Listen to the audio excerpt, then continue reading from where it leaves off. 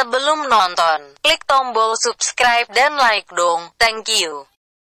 Assalamualaikum warahmatullahi wabarakatuh. Halo good people. Nah, di video kali ini aku bakal ngebahas soal TBI yang materi participle, yang mana bahannya itu aku ambil dari materi USM STAN beberapa tahun yang lalu. Jadi sebelum kita masuk ke soal, kita bahas dulu materi ini supaya apa? Supaya mudah ngejawab soal nantinya.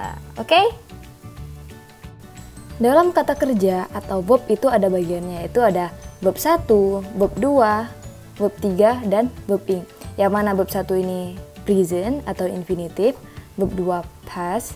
Nah, ternyata verb 3 dan verb ing inilah yang dinamakan participle. Sebenarnya kita udah familiar dengan verb 3, verb ing, tapi mungkin kita nggak tahu kalau itu yang namanya participle. Dan mungkin kita tahu participle tapi nggak tahu siapa participle itu. Ternyata verb 3 dan verb ing adalah participle.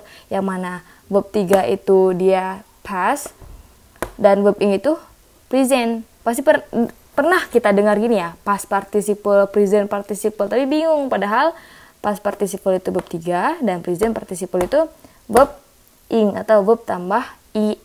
Nah, main rule atau aturan dasar dalam penggunaan participle itu pasti be plus verb ing atau verb 3. Pasti ada be atau yang sering kita dengar itu to be tambah verb ing atau verb 3. Jadi kalian mau pakai yang verb ing atau verb 3, kalau dalam participle pasti ada be-nya sebelumnya. Penggunaan yang pertama yaitu dalam tenses. Pasti ini udah familiar banget dong ya.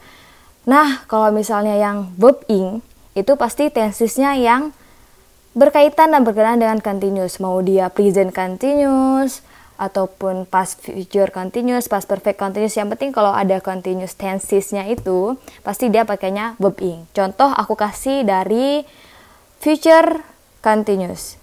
I will be dancing at 2 p.m. tomorrow. Jangan lupa ya, dia selalu ada to be. Ingat, kembali lagi ke aturan dasarnya. Kemudian yang kedua, verb 3 atau past participle ini kalau dalam tenses dia pasti dalam bentuk perfect tense atau bisa juga dalam passive voice. Nah, contohnya itu aku ambil dari present perfect tense yang mana contohnya we have taken bath twice. Kita atau kami sudah mandi 2 Nah, contoh yang kedua yaitu contoh pasif. Kalian perhatikan dulu yang paling bawah. Bentuk aktifnya, I have cleaned the table 3 times. Aku udah membersihkan meja 3 kali. Nah, ini kan bentuk aktif. Aku membersihkan. Kita ubah dia menjadi bentuk pasif. Ingat, bentuk pasif itu pasti dia verb 3. Nggak boleh pakai verb ing, atau verb 1, atau verb 2. Nah, setelah kita ubah dia menjadi pasif, jadinya gini. The table have been cleaned 3 times by me. Meja udah dibersihkan 3 kali oleh aku. Beda ya. Kalau ini kan aku membersihkan meja 3 kali. I have. Nah, kalau dia mau jadiin pasif, pasti dia verb 3 dan jangan lupa ditambahkan to be verb 3-nya ya. Been. Kalau to be verb 1 kan be. Tambah in, been, makanya jadi verb 3. Table have been cleaned 3 times by me. Nah, untuk penggunaan participle yang pertama sebagai tenses, kalian bisa cari lebih lanjut di materi yang ngebahas emang apa sih tema utamanya itu tenses. Kalau kalian masih belum paham ya masalah tenses. Nah, selanjutnya kita bakal bahas penggunaan yang kedua dalam participle. Nah, penggunaan kedua dalam participle ada reduced adverb clause. Reduce yang artinya mempersingkat atau dipersingkat. Nah, sebenarnya di participle banyak banget pola-pola yang bisa dipersingkat, tapi di sini aku ngejelasin pola-pola yang umum aja dan yang pasti sering keluar di soal STAN, karena terlalu banyak juga bakal membingungkan nantinya. Nah, kan yang kedua ada reduced adverb clause, yang mana adverb clause itu yang anak kalimatnya itu ada kata hubung.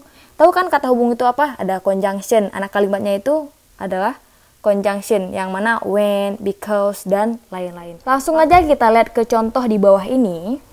When my family hear my shouting, they immediately run to me. Yang artinya, ketika keluargaku mendengar teriakanku. Wede, satu keluarga dengar ya kita teriak. They immediately run to me. Mereka dengan segera berlari ke aku. Mungkin lagi apa, lihat kecoa, kayak lihat hantu, teriak gitu kan. Pada heboh satu keluarga lari. Nah, contoh di depan kalian ini bisa kita persingkat dengan syarat subjeknya itu harus sama. Ada satu subjek tapi dalam kalimat, gimana sih ngomongnya? Gini nih. Contohnya, ini kan subjeknya si my family.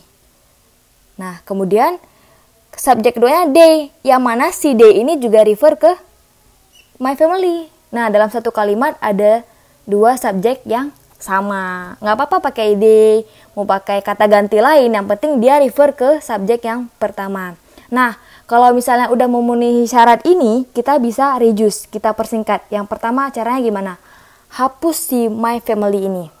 Yang kedua, hapus si when jika memungkinkan. Karena apa? Karena ada juga sebagian kalimat yang kalau dihapus when akan rancu atau akan bingung artinya.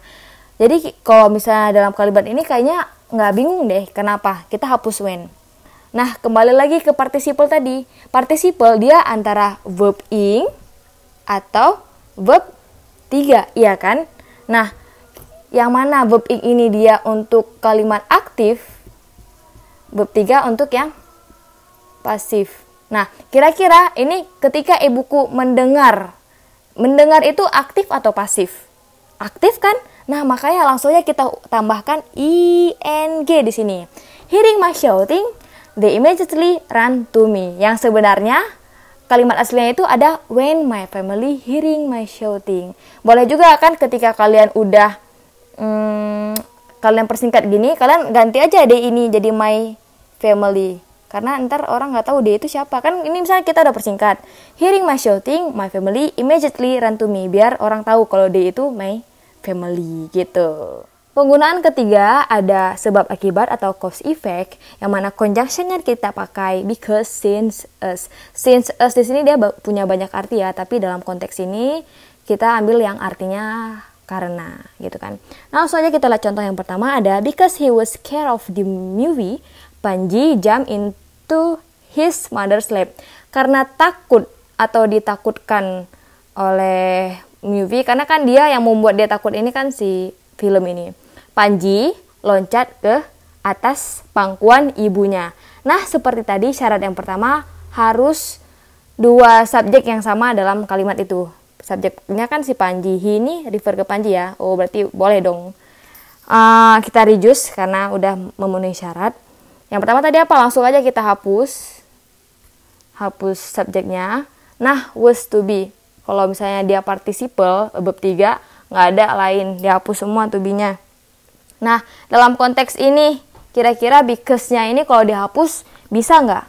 Maksudnya akan membuat kalimat tersebut jadi membingungkan nggak? Kayaknya nggak deh. Kalau misalnya nggak, ya udah langsung hapus saja. Jadi, scared of the movie, Panji jump into his mother's lap. Takut atau ditakutkan karena si film itu, takut karena film itu, Panji loncat ke atas pangkuan ibunya. Nah, ada pengecualian. Kan tadi kata aku, kalau misalnya dia participle dan udah kita reduce, to be-nya kita hapus. Ada pengecualian. Pengecualiannya apa? Contoh yang kedua dan yang ketiga. Yang mana setelah was ini bukan kata kerja. Scare ini kan kata kerja. Scare, verb 3 dari scare tanpa D. Alone ini kan kata adverb. Kata kerja keterangan. Dan kayak beautiful. Setelah to be itu beautiful, cantik. Kan nggak mungkin kalau misalnya kita hapus to be-nya beautiful aja gitu, nggak mungkin kan. Beautiful, she is play good by men, lucu ya. Contoh yang kedua, since she was alone at home, she locked all the doors. Karena dia sendirian di rumah, dia mengunci semua pintu. Nah, tadi syaratnya apa? Ini mereka dua subjek tapi beralamatan orang yang sama ya. Jadi yang pertama kita bisa hapus she. Nah, kayak aku tadi bilang, kita hapus to be kalau misalnya dia participle atau verb ketiga, sedangkan alone itu bukan verb. Jadi was ini nggak boleh dihapus, tapi apa? Since juga boleh dihapus ya, karena kalau dihapus juga nggak ada masalah. Was kita ganti jadi to be yang present. Was ini kan be yang udah past. Jadi kita ganti be. be alone at home, she locked all the doors. Tapi nggak mungkin be aja, karena nggak mungkin be itu di awal kalimat. Jadi biar bisa kita tambah ing maksudnya. Being alone at home, she locked all the doors. Kayak gitu. Nah, contohnya ketiga. Ini kan kata sifat, pokoknya kecuali kata kerja itu kita pakai to be-nya ya. Sushi is beautiful, she is plucked by men. Karena Susi seorang cantik, gitu, Susi is a beautiful ya. Pakai e sini ya. Karena Susi adalah seorang yang cantik, dia diganggu oleh para lelaki-lelaki buaya, ya kan? Nah, jadi apa tadi? Susi, she sama ya. Jadi Susinya kita hapus, as-nya juga kita hapus. Is-nya tadi kayak gini juga. Jadiin dia be tambah ing. Being a beautiful, she is nggak tahu apa sih bacanya ini, sorry aku nggak tahu. Plucked by men. Menjadi seorang cantik, yang cantik dia diganggu oleh lelaki. Nah, ada salah satu yang mengakibatkan conjunction because since ini dia nggak boleh dihapus apabila mereka ini anak kalimatnya itu di pertengahan kalimat. Contoh misalnya kalimat ini gini dia, she is plucked by men as Susi is a beautiful. Dia diganggu oleh para lelaki karena Susi adalah seorang yang cantik. Kita mau reduce nih. Kita berarti she is plucked by men being a beautiful. Kan jadi jelek. Makanya kita pakai us-nya. Dia diganggu oleh lelaki as being a beautiful karena menjadi seorang yang cantik. Kalau dia di awal tengah kalimat ya, nggak dihapus ininya. Conjunction-nya gitu. Penggunaan yang keempat yaitu reduce adjective clause. Tahu dong kalian adjective clause yang mana? Nah, sebelum kita bahas contoh, kita lihat dulu kemarin. Nah, familiar dong sama kata-kata ini yang kalimat-kalimatnya itu ada relative pronoun, itu adjective clause yang kayak who, whom, which, whose, where, when, that. Nah, tapi yang bisa kita reduce itu apabila relative pronounnya itu objek. Nah, sorry maksudnya subjek ya. Who ini kan dia relative pronoun untuk subjek orang. Kalau whom itu objek orang. Which ini untuk subjek bisa, objek bisa, tapi untuk yang non orang bisa untuk animal, binatang atau kata benda. Kalau whose ini untuk kepunyaan, where tempat, when waktu, that ini bisa untuk semua. Bisa dipakai untuk semua. Nah, tapi kalau kan aku bilang sebelumnya yang bisa dipakai untuk reduce di sini itu yang relative pronoun yang fungsinya ya sebagai subjek. Berarti cuman who, which, tapi which yang subjek ya, bukan yang objek. That yang subjek, untuk ganti who bisa, untuk which bisa, yang intinya subjek. Berarti cuman 3 ya. Contohnya, the factory which produce rubber toys was burned down last night. Pabrik yang memproduksi mainan karet terbakar habis tadi malam, udah terbakar habis gitu kan. Nah, yang adjective clause-nya mana? Dari which produce sampai toys, itu kan adjective clause-nya. Nah, sekarang abaikan dulu the factory was-nya sampai last night, kita fokus ke which produce rubber toys. Yang mana nih subjeknya? Which, bukan rubber toys, which-nya menjadi subjek. Karena setelah subjek itu pasti ada verb. Kalau kita memakai whom, nah kenapa which jadi subjek? Iyalah, pertama dia kan di awal kalimat. Jadi kan subjek, verb, ininya objeknya. Karena apa? Karena dalam relative pronoun setelah which yang sebagai subjek, who itu pasti di depannya itu verb. Kalau misalnya whom, di depannya itu subjek, nggak mungkin dong dia ada 2 subjek kan, makanya kita nggak pakai itu. Kalau whose, kepunyaan, di depannya itu dia noun, kata benda, whose book. Nah, tugas berikutnya yaitu mereduce kan. Nah, kalau kita mau mereduce, hapus relative pronoun-nya. Kemudian kan tadi ini kan materi participle, kalau nggak verb ing ya verb 3. Di sini dia butuh verb ing atau verb 3. Verb ing aktif, verb 3 itu pasif. Dia memproduksi atau diproduksi. Memproduksi kan, jadi kita buat jadi dia producing. Jadi the factory producing rubber toys was burned down last night gitu. Satu contoh lainnya agar lebih paham, the boy who was chased by dogs fell into an old well. Anak laki-laki yang dikejar oleh anjing-anjing jatuh ke dalam sebuah sumur tua. Nah, who ini kan menjelaskan subjek si the boy ini kan. Jadi kan ini yang merupakan adjective clause-nya, subjeknya si who. Nah, tadi kalau kita mau reduce apa? Buang si who-nya. Nah, kayak tadi was chased. Chase ini kan kata kerja. Jadi boleh kita buang to be-nya. Nah, sekarang tugas kalian, chasing apa chase? Verb 1 atau verb 3 atau aktif atau pasif kan dia? Dikejar. Lelaki yang dikejar atau yang mengejar? Dikejar kan? Nah, makanya jadi kita tetap pakai chase verb 3. Yang pertama kita tandai dia pasif, ada kata-kata by oleh. Nggak mungkin dong anak laki-laki mengejar oleh. Lucu dong kan, dikejar oleh. Jadi hapus who, hapus was, the boy chased by dogs fell into an old well. Nah, penggunaan yang kelima yaitu kejadian yang terjadi berurutan. Langsung aja kita lihat contohnya. After I had borrowed the books, I left the library. Kelihatan kan urutannya? Past perfect, simple past. Setelah aku pinjam buku, aku meninggalkan library. Ya kan? Dia pinjam buku dulu, baru ninggalin perpustakaan. Nggak mungkin dia tinggalin perpustakaan terus dia mau minjem buku dari mana gitu kan. Nah, kalau misalnya dia berurutan kayak gini, karena di sini pun juga udah I dua subjek beralamatan yang sama, kita hapus. Afternya kita hapus, kecuali kalau di tengah kalimat nggak boleh dihapus afternya karena akan membuat membingungkan, akan membuat bingung maksudnya. Nah, head kita di penggunaan nomor 5 ini kita nggak boleh ngebuang head. Karena apa? Kalau kita buang head itu bakal jadi gini. Kan ini kan karena kalimat aktif, kita pasti bakal bikin apa? Borrowing. Meminjam buku, saya meninggalkan perpustakaan. Rancu dong.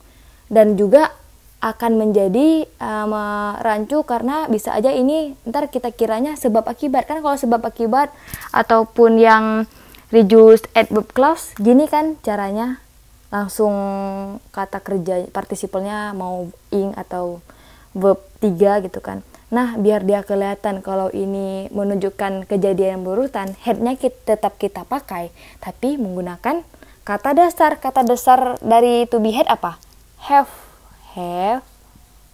borrowednya tetap bertiga ya. Sorry tulisannya. The books I left the library. Nah, kayak tadi juga be, kata dasar apa tadi? Been, be. Nggak boleh have, nggak boleh be, tapi harus having. Nah, sorry tulisannya. Having borrowed the book, I left the library. Sesudah meminjam buku, aku meninggalkan library. Kelihatan dari sini, udah kelihatan dari sini kalau ini adalah kejadian yang terjadi berurutan. Nah, yang terakhir itu ada after verb of perception atau verb of sense, panca indera. Pokoknya kata kerja yang dilakukan itu pakai panca indera kita. Contoh mata. Matanya menggunakan apa? Melihat, menonton, terus kayak merasakan, mencium, itu kata kerja panca indera ya kan. Dia ada formulanya yaitu subject plus verb perception, itu kata kerja yang panca indera tadi, terus objek tambah participle. Kita langsung lihat contoh. The girl saw a bird flying over. So ini verb kedua dari see ya, melihat. Seorang perempuan melihat seekor burung terbang melintasi, gitu kan. Kemudian yang kedua, I heard someone approaching. Aku mendengar seseorang mendekat. Pakainya participle kayak gini ya. Kalau ada verb perception, objek, pakainya participle. Itu kan menurut apa dia butuh pasif kah atau aktif kah. Nah, gitu juga dia, mungkin kalian ada yang bingung. Aku juga sebelumnya pas baru pertama belajar ini, aku juga bertanya sama guru aku, kan di infinitif, bukan to infinitif ya, infinitif juga ada setelah kata kerja verb of sense ini, apa bedanya gitu kan. Biasa kalau di infinitif nih, misalnya contohnya I watch